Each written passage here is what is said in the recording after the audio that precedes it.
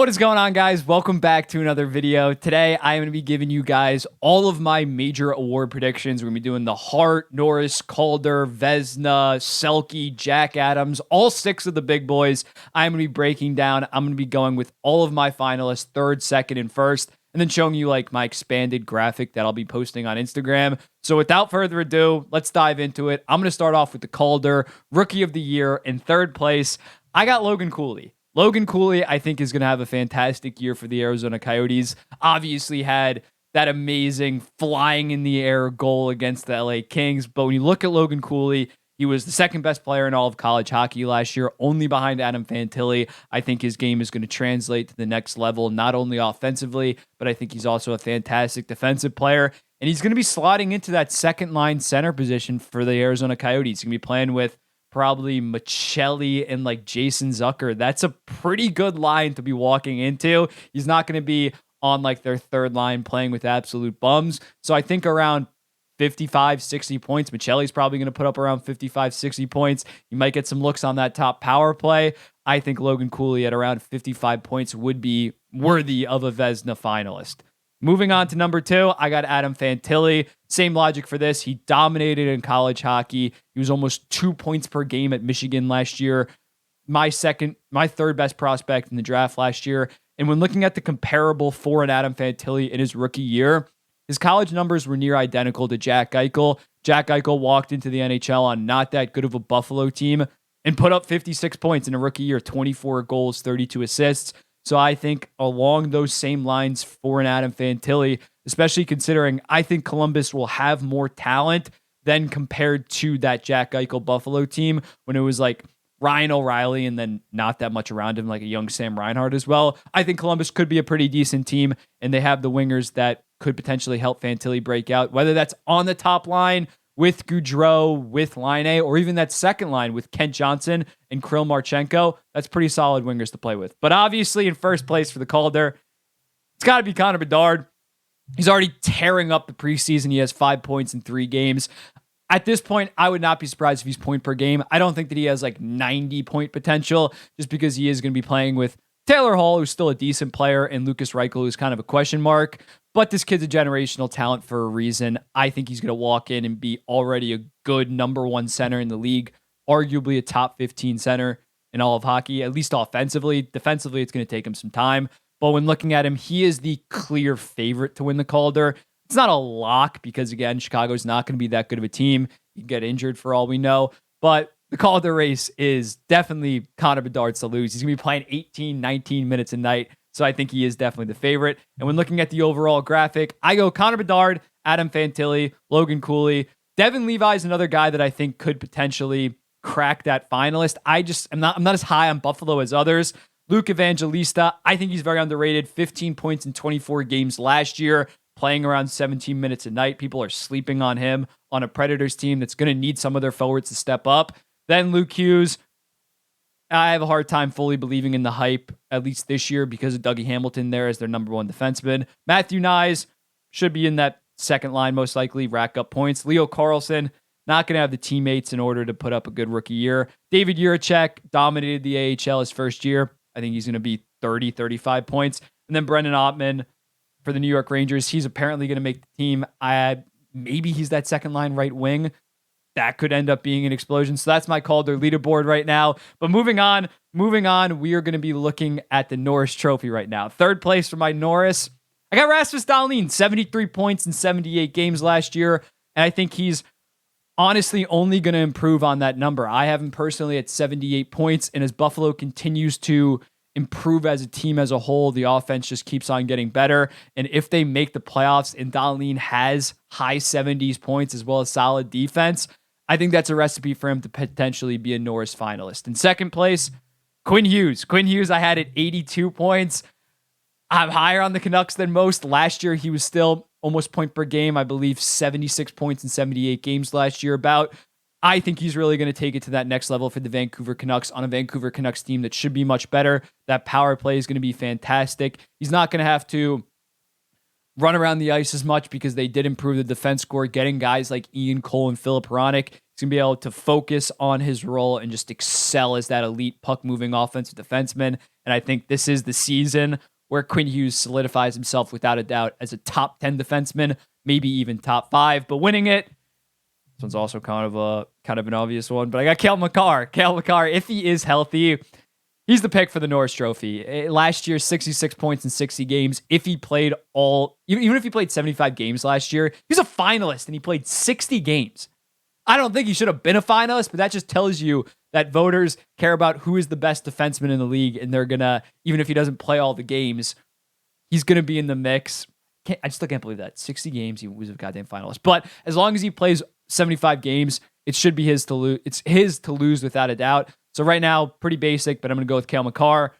Quinn Hughes would be my dark horse in overall for the Norris. I go Cale Makar, Quinn Hughes. Oh, this says Adam Fox. I got to fix that. Rasmus Dahlin, Quinn Hughes, Rasmus Dahlin, Erik Karlsson, Miro Heiskanen, Evan Bouchard, Dougie Hamilton, Roman Josi, and then John Carlson. That is my Norris ballot as of right now. Moving on, let's look at the Jack Adams. Jack Adams, it's kind of a crapshoot when it comes to Jack Adams. I really didn't know who to pick, but as my third place finisher for the Jack Adams, I'm going to go with Todd McClellan.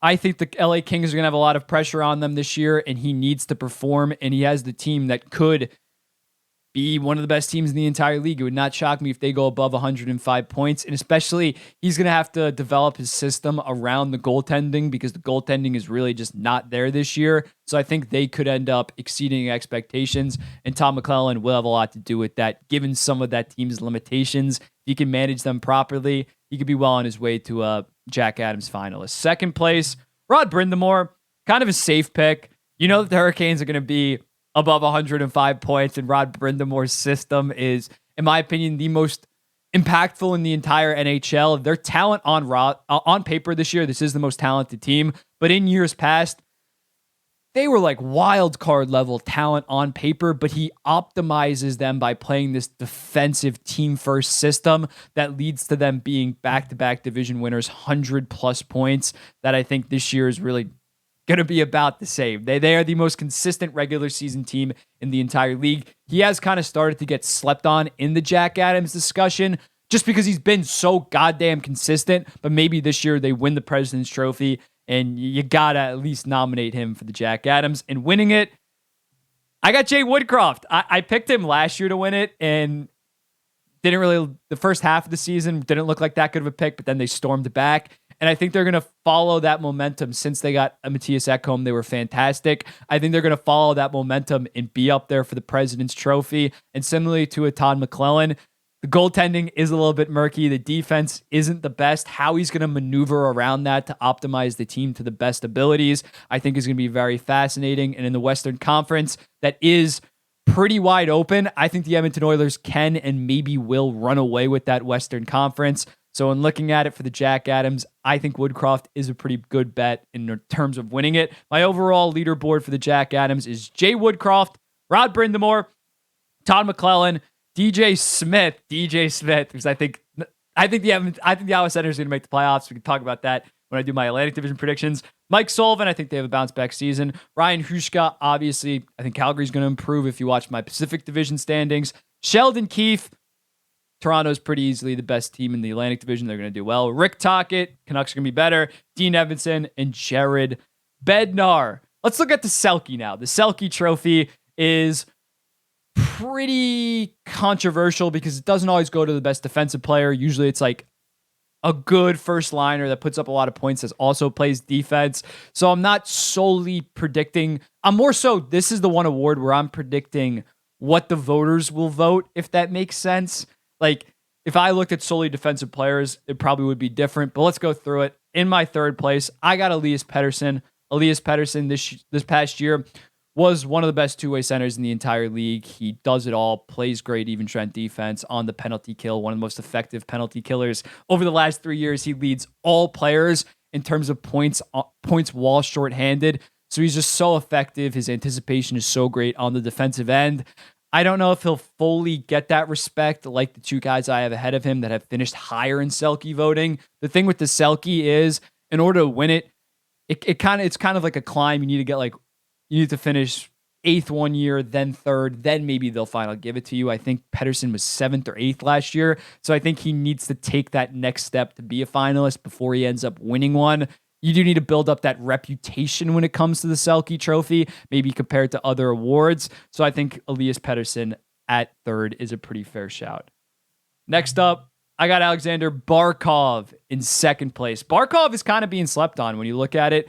Barkov, he previously has won the Selke. Then the following year, he was 3rd, even though he played only 67 games. Then 8th this year, only playing around 65 games. So if he can stay healthy for the entire season, he is one of the best defensive centers in the entire league. So if he can stay healthy, even play 75, 77 games, he has built up that reputation that I talk about in order to be a Selke finalist. Maybe he doesn't win it because besides Bergeron, they don't love giving it to multiple people back and forth. Bergeron was just so undeniable. But if he has a solid defensive season and actually plays a full season, he's a pretty safe bet to at least get a lot of Selke votes. So I like him in 2nd. And winning it almost seems inevitable at this point. Nico Hischier has kind of been deemed that next guy, that next Bergeron. I don't think that he is that next Bergeron. I think they are over. They're tooting his horn that much. He has definitely been on the increase defensively, but no one's going to be the next Bergeron. But I think everything is coming up for him in the sense that the Devils are such an up-and-coming team. He's been getting better defensively every single year that the narrative is so clear for Nico Hischier to win that because the media wants to find that next Patrice Bergeron and give it to Nico Hischier. He's great defensively, fantastic placement, fantastic awareness. And again, the Devils are going to be in the forefront when it comes to national media recognition this year, and that's important when it comes to awards. People don't pay attention to you if you're in some small market in the middle of nowhere and your team's middle of the pack. Devils are going to be national TV once a week, and people are going to be watching Nico Hischier while Jack Hughes tears it up offensively. They're like, Nico Hischier's the real MVP of that team. So in looking at it, I have Nico Hischier winning the Selke next year. This is my overall ballot. Hischier, Barkov, Kopitar. I think he's another guy that has that reputation that I think is going to get some votes as the LA Kings are going to be good this year. Mitch Marner, Matty Beniers, that'd be pretty shocking, but he is fantastic defensively. He might be the next Bergeron for all we know. Joel Eriksson, consistent defensive beast. Mark Stone, if I knew I was getting 70-plus games of him, might be a finalist, but he even said it himself. He's probably not playing like half the season, so I can't have him too high. Noah Cates, fantastic defensively last year. Doesn't really have the offensive totals, and same thing goes for Anthony Cirelli. They don't really have the offensive totals in order to be Selke finalists. They're really second liners that are going to put up 40 to 50 points probably. You need to get to that next upper echelon in order to actually have a shot at the Selke. Kind of saw that last year with Hischier and Marner getting nominated instead of like Backlund and JT Compher. So Cates and Cirelli are absolutely fantastic, but I don't see them getting that much Selke love. Moving on, we got the Vezina. I'm kind of going to storm through this one because I did make a separate video on this. Feel free to go check it out. But in 3rd, I got Ilya Sorokin. I think it's going to be tough to replicate how amazing he was last year. And I do think just naturally he was, not saying last year is going to be his career year, but it is hard to replicate back-to-back seasons where most years you would have won the Vezina Trophy. I think he's still going to be 923 in a 2-3-5, but maybe not like last year where he did absolutely carry the Islanders to the playoffs. I don't think he's going to be that as good. Jake Ottinger, I don't think Jake Ottinger is actually like a top 5 goaltender, not even like top 6. But when you look at him, he's on the Dallas Stars. Dallas Stars going to be a very good team this year. He's going to be able to rack up wins.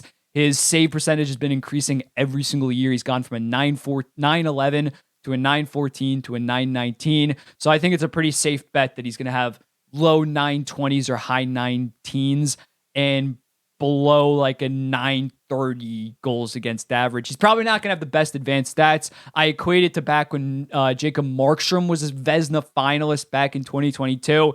Didn't have the best advanced stats, but his regular stats were fantastic, and he was on a Calgary Flames team that won the division. That matters to voters. Voters do care about wins. Linus Ullmark just won the Vezina in part because of his amazing record and his regular stats. So I think that argument does go towards Jake Ottinger and will help him potentially get some Vezina votes. In winning it, Igor Shesterkin, he is going to have to absolutely carry the Rangers this year.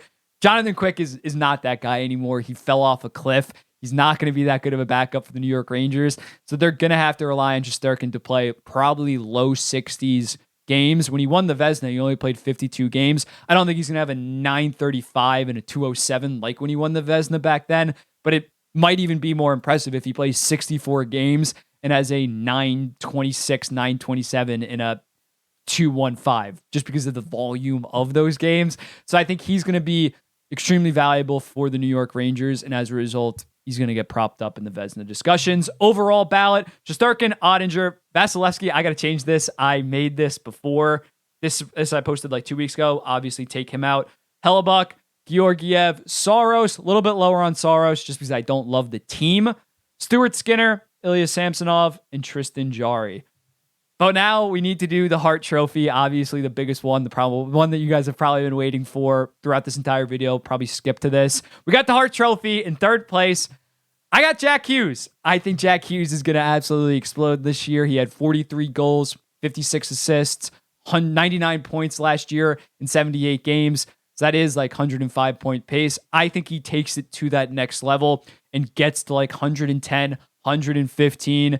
And the New Jersey Devils are obviously going to be one of the most prominent teams in the NHL, probably safely make the playoffs, maybe win the Metro, maybe win the President's Trophy. Why am I blanking on that? But I think he is going to be not the face of the NHL next year, but he is going to get so much love, so much media praise. And again, when it comes to these awards, media attention and media narratives do matter. Him ascending into that top 5 center, easily top 10 in the league, that is going to matter when it comes to Hart voting. He might not be a better player than Nathan MacKinnon, Leon Draisaitl, but he's going to get love as that next face of the NHL superstar talent. Second place, I've been saying it for a while.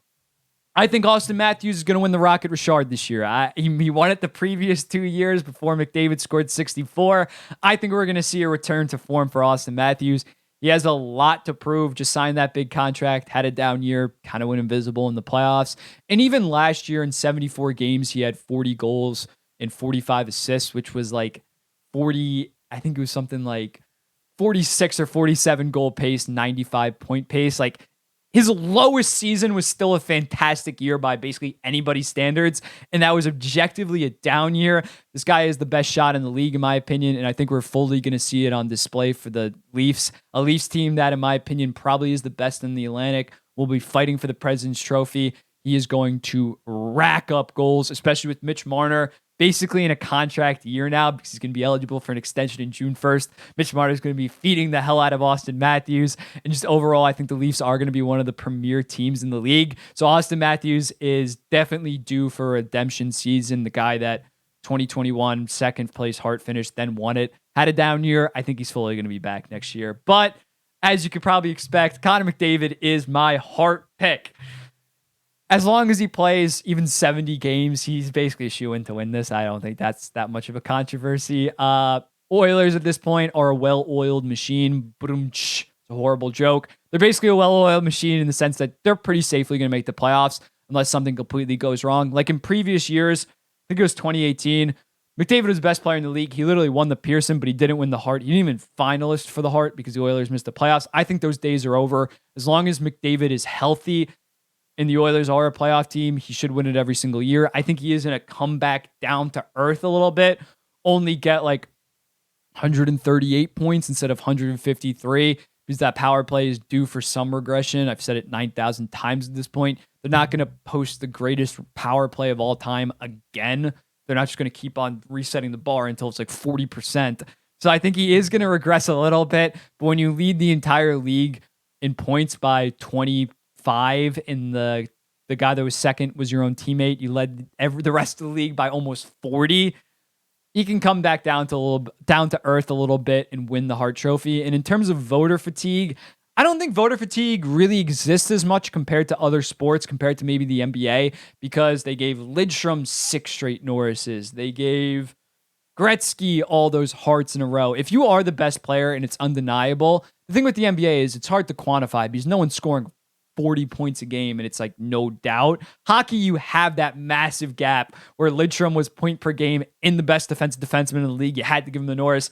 Gretzky was outscoring everybody by 50 points. As long as McDavid outscores the league by 15 to 20 points, he's going to get it. But yeah, if he puts up 130 and McKinnon puts up 120, maybe they'd go McKinnon or maybe they'd go Matthews. But I don't think that's going to happen. I still think he's going to be putting up 135 plus points. So right now I have McDavid as my Hart winner. And here is my whole Hart prediction.